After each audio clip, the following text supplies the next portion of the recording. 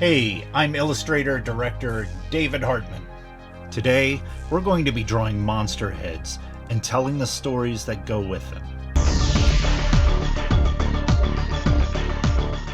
So today, this video is going to be a little bit longer. We're doing something a little different. For my Monster Drive-In Kickstarter for the Hunchback of Naughty Dames, which the books are now in. They look amazing.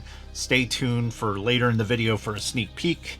I have a ton of rewards I need to do. Sketch cards and 9x12 monster heads. So we're going to work on some of those today.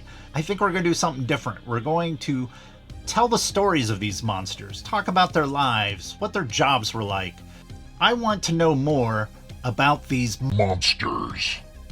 Alright, so we got all these pins, lots of pins, and I'm getting ready to draw sketch cards! Each one of these is going to be an original monster. Back has information stating that it's for the Hunchback of Naughty Dames Kickstarter campaign.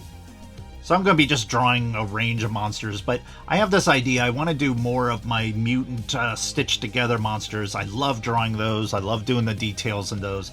So let's get into those and tell some of their stories, and maybe it's a group of monsters. All right, so let's just jump in, start drawing, and see where it takes us. So let's grab our mechanical pencil and jump into it. So for this guy, I just wanted to get some of the basic structure down, just a light pencil line to, you know, kind of decide what the shape of the head's going to be and where I'm going with this guy. And you know, he's gonna be a mutant. I love these kind of weird mutant zombie guys stitched together, Frankenstein-like. Just have a lot of fun drawing these things and all the weird details you can have in it. So here we are now going in with the Pentel brush pen. This is just good to get the outline and kind of get some of the bigger, thicker areas where some of the shadows hitting or some of the contour to help define the shape. But I leave a lot of areas open so I can jump into the Uniball Vision Elite and start putting in more detail. So from here on, I'm going to be putting more and more layers of detail into this guy. And this poor guy, he's like the first guy to escape the asylum in probably like 100 years. But he got all his buddies together and they worked together to just kind of find a way to break out, because this place has been doing horrible experiments on him. Just weird stuff involving popsicles and algebra and all kinds of weird stuff. So these guys are just trying to escape and go get a normal life, you know, and just break free of all this nonsense. So this guy got his buddies together. They broke out of this crazy asylum, and they're out to meet the guy they've been looking for this entire time, that they've been looking up to, is the guy that escaped 100 years previous from the asylum. And we'll see him at the end. He's going to be the 9x12 drawing. This guy, he's just a smaller 2.5 by 3 inch drawing.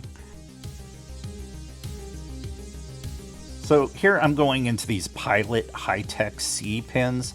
I love these things. They are like some of the finest points I've seen. It's just the detail is so small and tiny, and it's great for these kind of smaller sketch cards. Now we're going into Uniball Signo. With color! On these sketch cards, I always feel bad with them just being black and white, so I like to fit in some color in here, and I still want to use waterproof archival ink. So these Uniball Signos are supposed to be waterproof, they're supposed to be archival. So I've been layering these into the cards, and it just gives more dimension and some of the sores and sickness on these guys.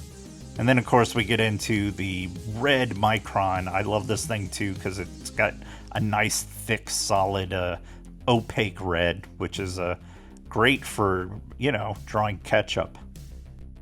So I pictured this guy, you know, he's escaping. He's escaping his job. You know, he used to work at a place called Borf's. It was like a weird fast food place, and you know, he would wait on tables and stuff there, but you know, he just hated it, and the people hated him too. You know, he was just as miserable as the food was. So, you know, he eventually got into the asylum, and there he goes. There he is. That's our first guy. Let's name him Mort. Mort. Starting out with the Pigma MB brush pen. This is another favorite just because it comes out so fast and the ink is just really smooth and very opaque. This one I'm just jumping right in. No pencil line. I got a little warmed up now, so let's just get into this guy. Now this guy, his name's Ned. Ned is just, you know, Ned's a fast food junkie. He met up with Mort at Borf's fast food. He would just go there all the time and get the big Borf. That's a double-sized burger they have there. And, you know, he's a really happy-go-lucky guy. He loves his soft drinks. And I accidentally lost some of my footage coloring Ned here. But there he is, Ned. Ned. Now we're on part 3 of this weird gang of monsters here. Again, I'm just jumping right in with the brush pen. And when I do hair, I love kind of scraping the pen down where I'm going faster than the ink can flow out. It gives it this nice kind of thin, sparse hair look, like his hair's falling out. This guy's name is Sergeant Cornell. Now, Sergeant Cornell is not in the military. He's not that kind of a sergeant. It's just a name he gives himself because he actually manages bands. And one of his favorite bands was back in the day called Frank and the Beans, and this was a great little band, did like folksy family music, having to deal with hot dogs and bratwursts and stuff. So Sergeant Cornell here had a bunch of hits, but then they kind of all faded into obscurity, and none of these guys that he was managing really amounted to anything besides Frank and the Beans. You know, they were huge. But he really hit rock bottom. You know, he started...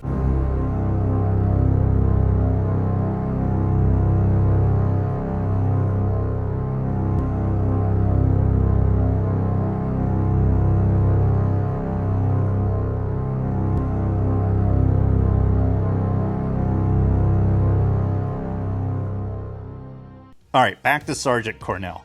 So here I'm just laying in some more of the coloring and just laying in, using the color to just, again, emphasize wounds and some of the little extra gross details. And then I'm going back to the High-Tech C pen. Such a weird name, High-Tech C. Sounds like a giant kaiju robot or something. High-Tech C, fight! This pen is great, again, for adding in these little details. And now I'm going back to the brush pen and laying in some thicker hair. And again, apologize for the left hand blocking most of the image here. But he has a little werewolf buddy that hangs out with him and kind of lives on the back of his head. He has a nice little place back there that it's really nice. He really has a great landscaping back there. But he comes out every now and then up onto the top of the head to see what's going on, because Sergeant Cornell is always getting into some kind of trouble, and he just broke out of the asylum and didn't let his little resident werewolf there know anything about it. And there is card number 3, Sergeant Cornell. Sergeant Cornell. All right, now we're jumping into sketch card 4. So this guy, I decided I'm drawing a bunch of the mutants here. Let's change things up a little. And this guy's kind of a werewolf. You know, I haven't got to draw one of those in a while, and I love drawing werewolves and the weird thick fur and stuff. So this is Ernie. Ernie is, a werewolf, but, he eats people and all that. And so they had to throw him in the asylum. They just didn't know what to do with him, really. The pound didn't want him, and animal services didn't want him. So They put him in the asylum with the others, but he's really just a tag-along. These guys don't like him, but he comes around, and, you know, he's shared some of his food with them and stuff. So they give him a break, and he's warmed up to some of them. Some of them really do like him now, but, you know, at the beginning, nobody was really into Ernie. So here I started putting in lots of ketchup all over the werewolf's face, and, you know, hinted to a moon. So there we go. Ernie. Ernie. Alright, there are the first 4 sketch cards, and off camera I went ahead and drew these others.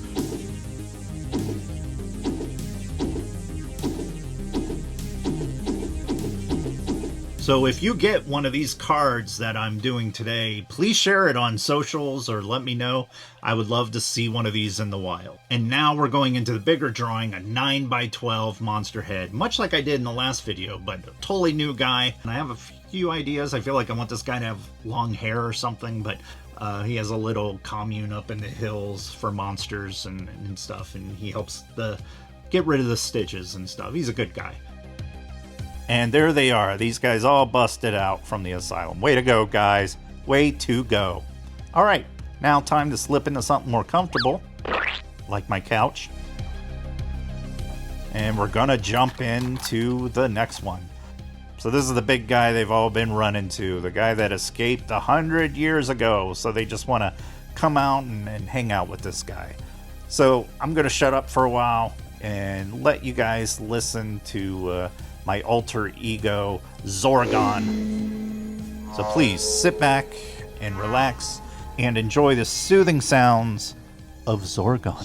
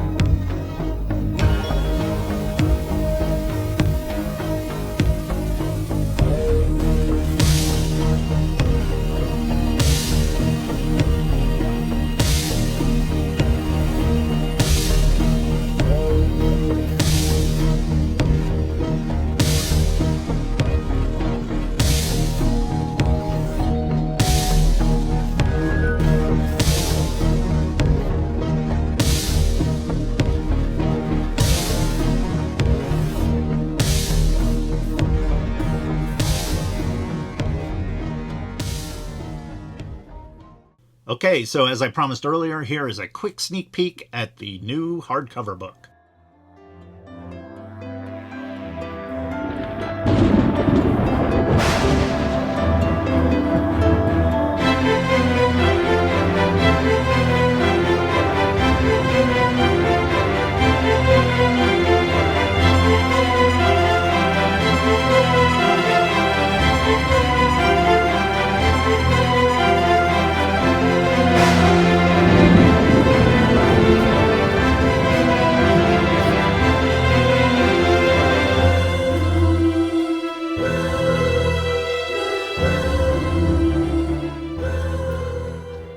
I am really happy with these. They came out really cool. Thank you again for all your support. I'm also very thankful the soundtrack CD, the soundtrack for this movie book, has sold out. So thank you all so much who picked that up and still believe in physical media. But for those of you who weren't able to get it, it is on Spotify, Apple Music, YouTube Music.